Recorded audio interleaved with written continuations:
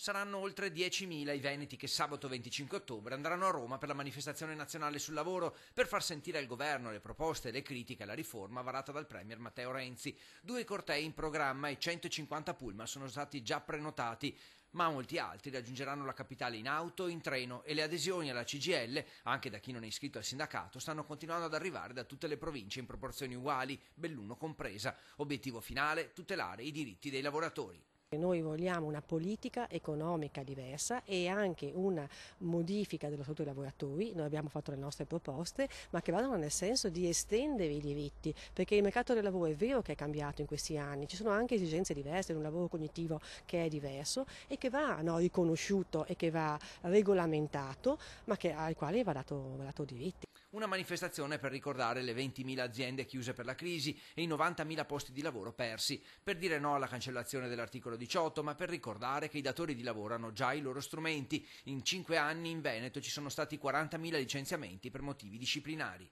Che si può licenziare, insomma, se le condizioni sono giuste e sono oggettive. Quello che è inaccettabile è che si voglia rendere legittimo un licenziamento che è illegittimo, perché voglio dire non è o si voglia monetizzarlo. Questo è veramente umiliante, perché significa trattare il lavoro come una merce. Il lavoratore è una persona.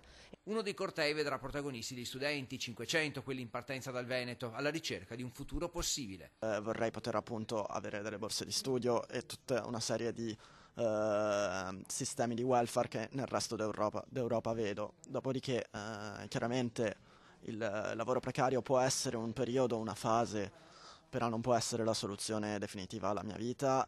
Critica alla manovra anche da parte dei pensionati. Si era parlato di uno slittamento del pagamento al 10 del mese, poi è arrivata la precisazione: solo chi ha la doppia pensione INPS e INPDAP la riceverà in ritardo rispetto al solito. Sono circa 800.000 persone. Anche i pensionati sfileranno per farsi sentire dal governo. Appuntamento il 5 novembre a Roma, Milano e Palermo. Manca solo che le riducano, siamo a posto, non ci manca altro a sto punto, non so che dire. Penso che non è giusto, perché abbiamo le scadenze, il primo, il 2, perché sapevamo che potevamo prendere la pensione ed è problematica, pagheremo la mora.